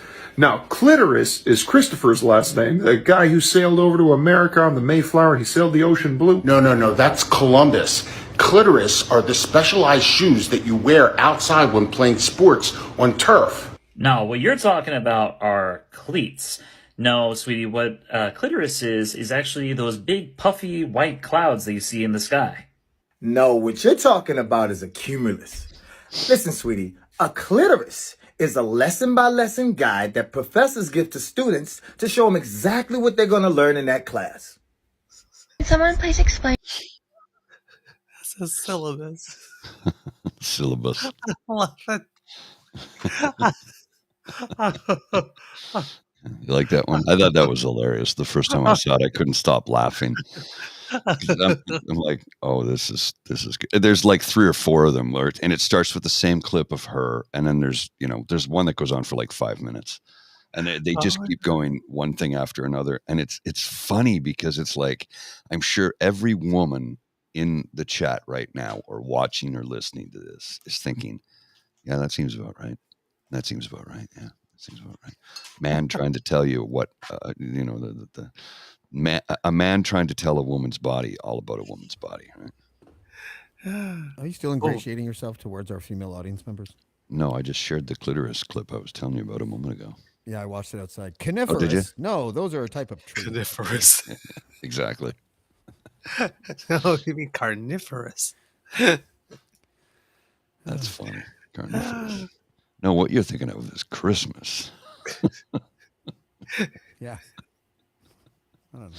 It doesn't even have the same amount of syllables, man. No, that's just it, right? Yeah. Christopher. I wonder if I should. I wonder if I should switch things up and just be like forgetting my rule about dating younger women. Maybe I need a younger woman. I'll give it a go. Just go into it with the expectation that this probably won't last very long because, well, Oh, we have a woman. Nope, that's just David with his hair down. Hey, Yeah. David Wallace. Jesus Christ. Fuck. You are not nice at all. Let's just do this. Wow, you look like my grandma. You do. Thanks, bro. Oh, dude. What? He's got his hair down. I'm jealous. I'm jealous. Yeah, everyone is jealous. And okay. Yeah, but except I'm the only one who could put my hair down. Yeah. You don't have flow like that, though, man. You don't have the flow. No, I don't have the flow like that. I actually like being bald. I don't like having hair. I have bad hair anyways, but really, I don't have a dilapidated shaped head, so I'm fine with being bald. It's like less work, I don't have to sit in a barber chair. This year, you do. You both have pretty good shaped heads, I have to say. Thanks. We probably don't. That's probably Most likely not. Right. I think we need to like even this shit out a bit there. Let's do that. Yeah. Shampoo endorsement someday. I'm telling you, it seems to be the hot topic of conversation. Oh yeah, David, let me ask you something. Would you ever consider doing an op where you would have to dress up as a woman? Because I'm just saying, like, there's certain types of men where if they got like a drag queen makeover, they would be like, oh, passable for sure. I think you might be one of them. Sort of like how Douglas is a passable Saddam Hussein, right? Like you're a passable Saddam. Yeah, Hussein. I think Marlboro cigarettes and whiskey probably ruined that come hither voice. Nice mental flavor. You'll just be a gal from Sudbury. That's okay. Exactly. I have trouble breathing, Doc. What could it be? It's all part of the cover. There you go. South Oshawa, I was Miss Hamilton, New Jersey, Sudbury. 1926. Yeah. So how goes the evening, gentlemen? What did I miss? I just joined the stream, so I'm coming in cold. Oh, I'm just crying. Yeah, he's just no. So nothing different. Yeah, basically. It's different. This is a little bit different. Friday. They've been talking about how it's difficult to find love. I mean, if you got $50, it shouldn't be too hard. That's not love. That's a necessity. Okay, well, you know, that's me love you long time. That's not love. There's a difference there. Yeah, for $50 these days, probably not too long. Yeah, I was gonna say. But then again, that's what she said. It's inflation for everyone today. The $50 is a dance in a certain kind of bar, and that's about it. I think. I'm guessing. I have no. Times have changed. Times have changed. David, someone wants to know who is not corrupt in the Toronto mayoral election. Probably every fringe candidate except for Chris Scott. Yeah, everybody with no chance to win are probably straight as an arrow. Yeah. It's a general rule of thumb in these things. Even Olivia When I ran Chow? for mayor, I was like, she's just incompetent. Oh, okay. Oh, who's that? Olivia Chow. Oh, if people start talking about that stupid public housing thing again, I'm gonna fucking throw up. Like that was like 8,000 years ago. Yeah. Like I hate that we live in an age that is like if you make a mistake in 2003 or something, they're gonna hold run it in over your head 2034. They'll bring up the mistake from 2003. But the weird thing is, if you ran in 2006, 2012, 2018, 2020, they still bring up the mistake every single time that you run. And it's just like, when is it? Sure they would. I mean, politics, if you look at it, it's really just, it's like the schoolyard with kindergarten kids. You know, they just, I know you are, but what am I? It's highly unproductive. It's very true. So, well, as evidenced by the behavior of Skippy, the wonder pigeon, as of late. You know, I'm amazed he's still rolling. I mean, why? Well, because obviously they want him there because the breadcrumbs of the utter corruption behind him and they're manifest. I mean, I personally know that this guy was handled by Kirill Kalinin, the former press secretary of the Russian Federation when he was based in Ottawa. I know this because James, who has the Klondike Papers in his possession, Kirill, in personal conversation I had back and forth with him, they fill those pages. So I was kept apprised of a few people, and boy, oh boy, you know, it's funny to see, but literally the last guy they had on the list, I mean, the stooge that, you know, to break in case of emergency that you hope you never have to use. Well, there you go. Yeah. I don't think, I think Pierre Poilievre might win the next election. Well, then I guess you and I better find a new country. Yeah, no kidding. Because I don't want to live in a country where he's running it. Oh, stop it. Come on. Everybody that they, you know, people that hated Obama said the same thing. People that hate Trump said the same thing. People that hated Harper said the same thing. It's always going to be okay at the end of the day. You know, Pierre Poilievre is not going to destroy the country. He'll do what he can. Oh, I don't care about that. What I do care about is, I mean, we'll have to find a new country because they're not going to forget. We've been kind of launching grenades at his little party boat there. Yeah. And he's a vindictive little shit, so he'll come after everybody, right? Heady little bastard. This guy's never he's forgotten not one face of the kids that would stuff him in his locker every day and steal his lunch money. I Guaranteed. said that. Yep. Guaranteed. Really? You nailed it. Boom. Yeah. Struck me as a guy that just got stuffed into many, many lockers. I've said it on the show. Trust me, there's some guy, if Pierre wins the election, who's going to be at a family barbecue or something. They're going to kick in his door. It'll be the horseman. They're going to drag this poor bastard out because he had the audacity to push down little Pee-Pee in the schoolyard when he was 6. It'll happen. Wouldn't surprise me in the least. Not the least. I mean, I can see it happening. That's the kind of person he is. He's a vindictive little shit. He And is. a I've had it up smug there. little bastard. Oh, here, yeah. about here. Yeah. Little bastard. He's right about BC11 though. BC11? What's that? Bill C11. Oh, Bill C11. Sorry, I might have misspoke, but yeah, Bill C11. Bill I C11. I mean, is he right about it because it won't allow him to lie with as much impunity? Well, I mean, is it bad just for him and it's like good for us? No, Well, it's more like he's in the neighborhood and everybody knows he's a liar, but he doesn't want it to spread to the next street. You know what I mean? That's more what it is. I think so. Yeah. I think it's because Bill C11 sucks. And it's funny because we're polarized, right? So like, I like doing these.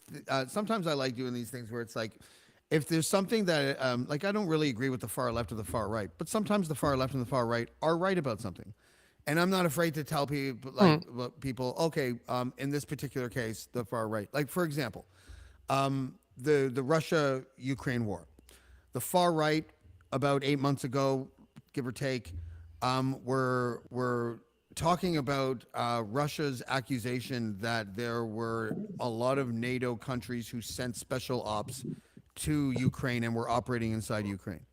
And everyone was like, Russian plant, useful idiot, fuck you, blah, blah. And then it turns out to be true. And I think that, like, you know, no one ever really makes up for the fact that they, like, you know, dismiss something out of hand.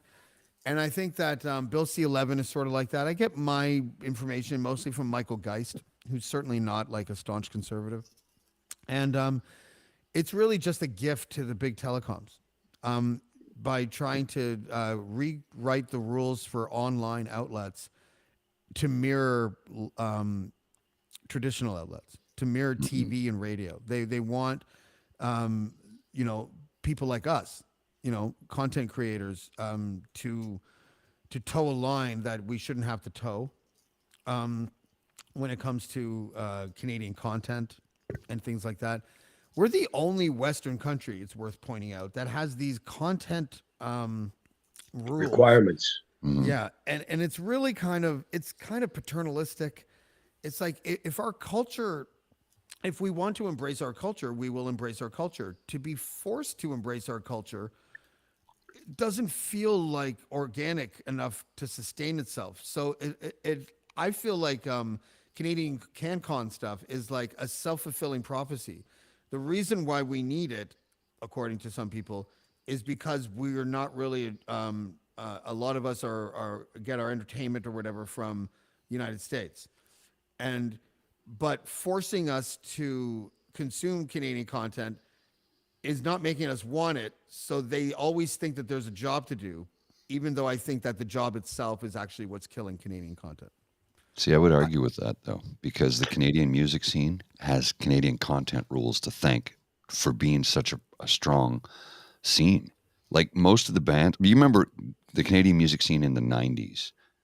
There were more Canadian bands with #1 worldwide and Canadian hits than at any time in history before or since. And that is solely due to the CanCon rules. Without it, Bryan Adams wouldn't exist without CanCon. It's a fact. But that's a dangerous slope because wasn't it CanCon? Wasn't he not eligible for a certain award? Yes. Years ago because he wasn't Canadian enough. Yeah, which is and I listened to what he had to say, and I go, well, you know, the thing is, if you are a Canadian artist and you had a hand in writing it, that should be CanCon. But it was like music artist, production, and lyricist, and he was working with Shania Twain's ex-husband, Mutt Lange. Yep. And Mutt Lange wrote some of the songs on the record, so they said it doesn't qualify as Canadian content. I'm like, but he's a Canadian guy singing it. So that should be enough. Yeah, and Mutt Lange was sleeping with a Canadian. So I mean, my God. Yeah, exactly. That's pretty Canadian content. That's pretty Canadian. Yeah. Yep. Yeah. So, the rules are they might need to be amended because amendments work. They should be amended. Yeah. I'm not down with it. I just think it's going to be harder for smaller outlets like ours. Mm. In this situation, they're not going to like prioritize Crier. They're going to prioritize, National Observer or something. Of course, which is why the entire thing will fall apart, because at the end of the day, the draw for content creators, the draw for the people who consume that content is the fact that we're not getting the stale, tired, old bullshit that we get from traditional outlets. Therefore, by censoring the internet, they will kill the internet. And a substitute of some shape, form, or fashion will find itself. That's just how these things always work. Mm-hmm. I have Chomsky on tomorrow, and I asked him the last time I had him on about what to do about. Obviously, the internet has a problem, and one of the problems is that the general public doesn't really know often how to decipher fact from fiction, right? But when I had Chomsky on the last time, I was like, what do you do about that specific problem? And he's like, the battle of ideas has been around forever. He's like, the best way to battle bad ideas is with good ideas. You start allowing algorithms to make selections for us, or if you start trying to censor certain things, like there are, like COVID really kind of was like the launching pad to all of this discussion about censorship on the internet, I think, because we had a health crisis. And of course, there were people that were deliberately spreading disinformation, feeding red meat to people that aren't that bright. And then those people parrot those things. And that is unfortunate and it's awful. But to police it seems like, to censor it, seems like that slippery slope that we don't want to go down. And I'm a little bit worried about all that stuff. I kind of sit on the fence on that one because I'm not sure where I fully land, because I am against mis and disinformation because it is damaging to the general population, and you can see the effect it's had on what people that I once knew as sane, rational thinking people suddenly start believing that the world is flat, and that COVID vaccines are loaded with nanobots and goo. Goo, black goo. Yeah, black goo. Yeah. And it'll make you magnetic. Here's where I got the shot. Right. See, the quarter's sticking to me. Yeah, it's because you're sweaty. It's because you're. But the best part is you don't have to wait for the release of the newest EA video games. Boom, downloaded right into you. Yeah. Yeah. The problem isn't the content. The problem is social media. Mm-hmm. If you really want to, let's start censoring, not the stories on Facebook, but like we're Bill C-11 gives a blowjob to algorithms instead of castrating algorithms. Like if I was it's in a bait office, and switch.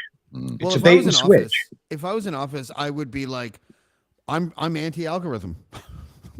I don't want algorithms. Like I don't want to service the algorithm. I want to get rid of it. Like Twitter was more.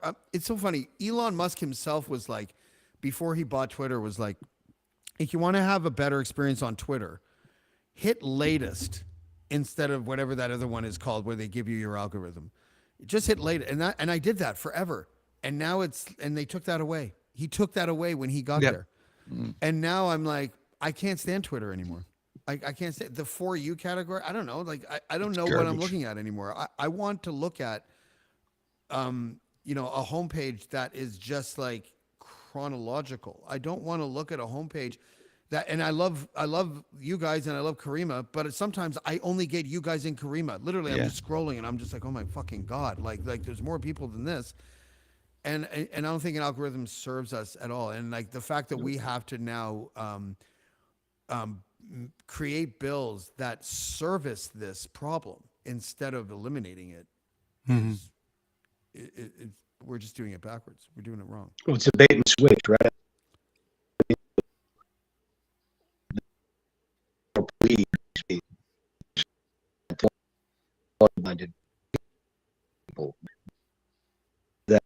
is not just bad, but it is potentially fatal Mhm. in people. And our job is to protect vulnerable members of that. Be just as effective as a bullet. Oh, yeah. That's, so a bill that would curb deliberate harm or outright hate towards a group of people, be it for their creed, their religion, their color, their orientation, how they identify, that's a good thing. But this bill is a bait and switch. It's being sold as a social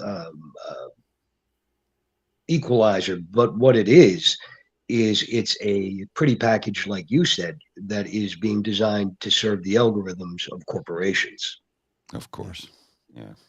Yeah, and it's also it doesn't address social engineering.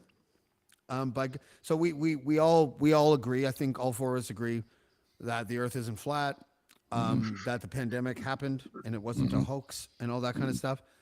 But there was some social engineering shit going on the other side of that coin during the pandemic, and we don't have to get really into it, but like cloth masks being touted as like the life-saving invention of all time, and at the end of the day, when you actually blew the dust off, cloth masks marginally better than not wearing one. You know, marginally. They were worthless, but the problem is when you face a public health crisis with a mutation of a virus that you don't understand and don't have a vaccination against, and really very little treatment. This was an ongoing situation. To get the public we knew about cloth support masks before this pandemic. True enough, but people didn't care. But when they wear them, James, when they wore them at that time, it was trying to give the public to instill confidence that, hey, we've got this thing handled. What are you going to do? I mean, yes, they're useless. We all know this. In a way, but also a way to, well, you don't want the citizens storming the gates demanding answers. It's a way to placate people. Yeah. Like your mom telling you everything's going to be fine, right? Yeah, that didn't work. And the pharmaceutical companies fudging their numbers on efficacy, that happened. No one talks about it. No one fucking talks Nobody about talks about it. Because if you talk about it, you're a far right mega hat wearing motherfucker, right? Like you can't talk about things, right? If you go against the standard sort of dictum, you're so easy to be painted with the brush of all that. Well, if you don't love this 100%, I'm like, well, hang on a sec. What happened to nuance? Mm-hmm. Yeah, nuance. No Devil's in the details. Mm-hmm. There's no nuance. Nuance is dead. I gotta get some water. I'll be right back. Yeah. Douglas? I'm just fascinated because this is we've never met, David, but no, we never have. I've seen you a couple of times. Yeah, and same here. And I'm always fascinated when you're on, and you scare me. Because I'm lollipops, glitter, rainbows, unicorns. I'm hardwired for optimism. I like to see that, they're not all the same, and there are some good people involved. And then you come back, and it's like, okay, but I'm a realist, right? And yes, I know it's greasy, and I know that there are there's cash that crosses across the table, and there's palms that are greased, and I'm okay with it. Like, I'm of the attitude that there's a certain minimum amount of it that's going to be present in our politics, no matter what. I think that's Absolutely fine. I guess, but everything over and above a certain amount, however, it needs to be dealt with. And so to me, some of it's, but yeah, yeah. I don't even go looking in those corners because it scares me. So when you say things, it's like, oh boy, man, this is like. I knew it was dark, but I had no idea it was that dark, I have to say. Well, I wish that I hadn't have originally looked, but it is what it is, and I did what I did, and I didn't complain while I was doing it. And when I did start to bother me, I didn't. I figured you could do moral half measures, greater good and all that bullshit. But at the end of the day, corruption is corruption. The suppression of information is it's a crime. It's suppression, honesty, and I think a lot of our problems as a society could be cured with transparency. You want to crack down on disinformation? Fine. Diffuse that disinformation by being transparent. Problem solved.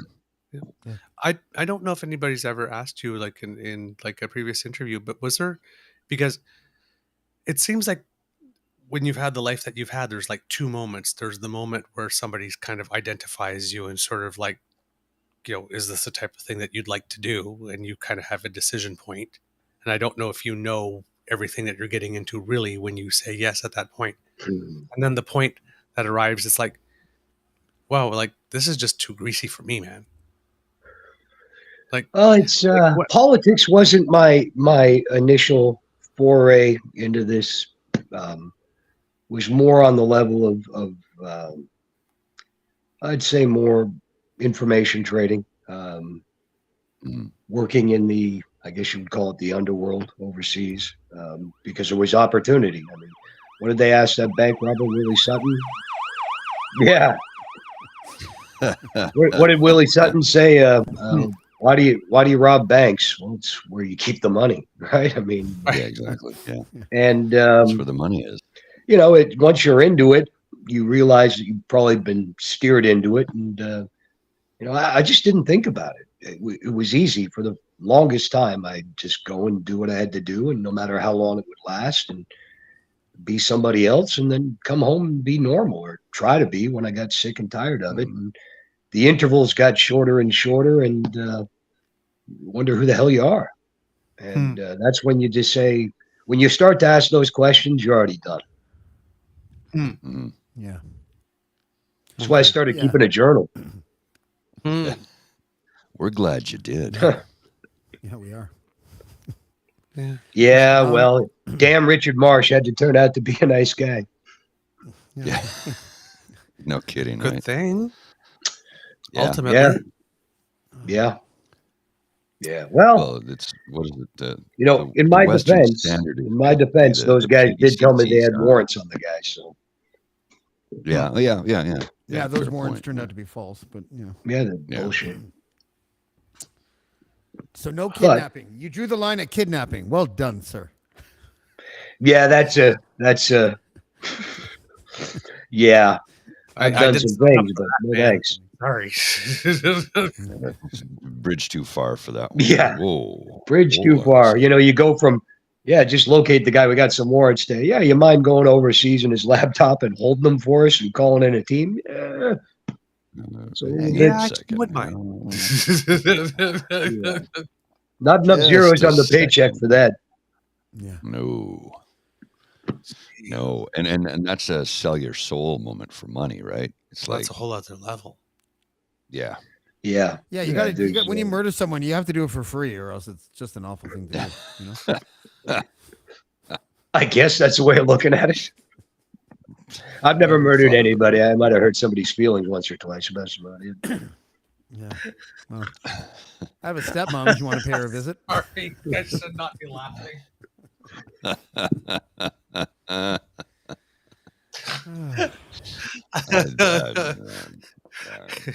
But it is funny. Yeah. Like maybe one or two of the women I lived with in another country are probably still looking for Sven or George. Sorry. You did the, but I was young, so you did the like gum wanna pack, stay right there, dear, I'll be back thing? Pretty much, yeah. Oh, that's ouch. Where's your dad? He went for smokes. No. There were no kids. No. And I did happen to mention a few times that, I like to travel. So I didn't say with her. She needs a trip. I'm going to take a trip to Canada. Yeah. For a while. How long? Well, I don't know. It could be 2, 3, maybe decades. More. 2, 3 decades. Little vague. Yep. But, like I said, I enjoyed the flexibility of the position. Yeah. Right. The lack of supervision. The ability to kind of just move past things. When they say, move past a bad relationship, well, it's nothing like moving past. Guys, we're wrapping at 11 today because I still have a couple hours of Chomsky prep to do before my interview tomorrow. I'm looking forward to that one. That's going to be sensational. Yeah. Yeah, I boiled it down to I think questions that like he kind of, I don't want to say rambles because he's brilliant, but he talks really slow. He's 94, right? Like, so his answers are like for each question like 15 minutes. So I basically have 4 questions that I'm going to ask him. He's stalling. He doesn't want to die at 94. That's why he's doing it. Well, you know what I like about him though? Like, he spent his whole life telling us the evils of people who govern us. Mm-hmm. And he's spending the last like decade and however much he has left, basically with one message, and that's the environment, right? Like, tomorrow's Earth Day, and that's why I have him on. Like, he was tough to nail down this time because I've already interviewed him twice. So this will be number 3, right? And like, if you're not a big outlet, a third interview with someone like that is a little bit rare or whatever. But I kind of knew, and I could feel like our emails were becoming like I wasn't asking him every email. Like, we talk, right? So like we have little conversations and stuff. But then when I asked him, I was like, "Fucking, how am I going to ask him this time?" Because like I feel like he said yes just to be nice the last time. But this time I was like, "Oh no, the environment." And then I looked at my calendar. I booked this interview in November, right?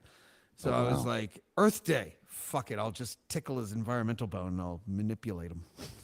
I'll get him to come on the show. And it worked. And then I was like, oh, fuck, I got to learn a lot about the environment. So, like, I mean, it's not like I don't know things about the environment, but I look at it like I looked at the pandemic. I'm not a climate scientist. I don't know how to speak eloquently about this shit. So, I had to do a lot of reading. And while I was doing background and stuff and just listening to him talk, he's like, why do we care what climatologists think? Climatologists are just people that are pretty who say things that are on the radar. They don't actually do studying. It's like climate scientists do, but not climatologists. Like, so he's got because he's a linguistics guy, he's so specific on definitions and terminology that literally my questions are I'm like, I don't want him. So I'm taking stuff that he said 15 years ago about the environment and I'm turning it into a question so that it will resonate with him because he's already said it. He just said it a decade and a half ago, right? So I want him to sort of feel comfortable like that. But he asked me something yesterday. He's like, or the day before, he's like, James, will you have captions enabled? And I still haven't answered him because I first of all, I won't because it's live. And second of all, he sends me emails in like 44-point font. So I don't even understand why he would want it. You can't see it. So I don't know what to do. I'm just going to do the show and pretend he never even asked me that question. That's all I can do. Oh, fuck. All right, guys, listen. It's 2 minutes to 11. I think we're going to cut it there. Okay. Thank you. I didn't know what to expect of this show, but I'm glad that you guys kind of carried it, I think, because I'm really just thinking out loud. I'm not used to being sober on Fridays. I'm really not. And I'm not trying to be funny about it. But I feel like I feel less like I was less likely to say something totally fucking stupid and outrageous. And I hope I did that. Aside from the whole cunnilingus in your beard thing, but that's just weird. Maybe I still got it.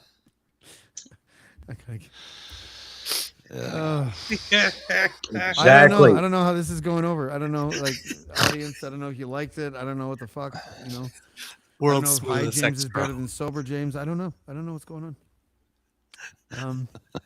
I missed most of it, so I was not staying sober. I was smoking a joint earlier, so let's see. Well, it was wonderful. Yeah. It was wonderful. Yes. Fuck you, Fabio. I had 2 Heineken 0.0s earlier, and now I'm on the water. So I went from 0 alcohol beer to water. What about you, Douglas? Well, you sober? Yes, but not for long. Oh. Right. I have Red Bull. I'm going to follow David's example. There you go. Exactly. Nice indicator. See, Mellow David, you're a yellow. bad influence. You're a terrible, terrible influence, and I thank you so very much for it. Well, there you go. I'm morally bankrupt. What can I say? All right. Well, I got a quarter. Hold on. I'll just allow me to fill your bank. There you go. Thank you guys. For Don't donations, forget- the World Economic Forum could be contact me. I'd be more than happy. Since people keep saying I'm a shill, Maybe if I'm a George shill, I'm one Soros- poor shill. Maybe George Soros will astral project from the depths of hell to There you do go. something that will get MAGA people upset. I don't know. Fuck it. I still haven't got my Soros or Trudeau I checks do that not know people what you tell me guys that are I complaining collect. about. I'm getting mine just fine. I'm quite. They're talking about Soros like he's a fucking James Bond villain. He probably can't even find his fucking glasses at this stage. You know what I mean? Isn't he like 94? Exactly. So is Chomsky. Oh, God. Come on, guys. Don't be an ageist. Yeah, Chomsky is too. Yeah, yeah. This is tomorrow. Blackballed presents Earth Day with Noam Chomsky. That's at 6 p.m. Thank you to Douglas. Thank you to Paul. Thank you to David. And thank you for everyone who's watching. I noticed that a couple of key people bailed when I was talking about relationships. I don't blame you. I don't fucking blame you. I don't think I'm even supposed to talk about relationships. That's how inept I am at relationships. So goodbye. And we'll see you next time on Blackball. Calio. Blackball. Blackball. Blackball. Blackball. Black.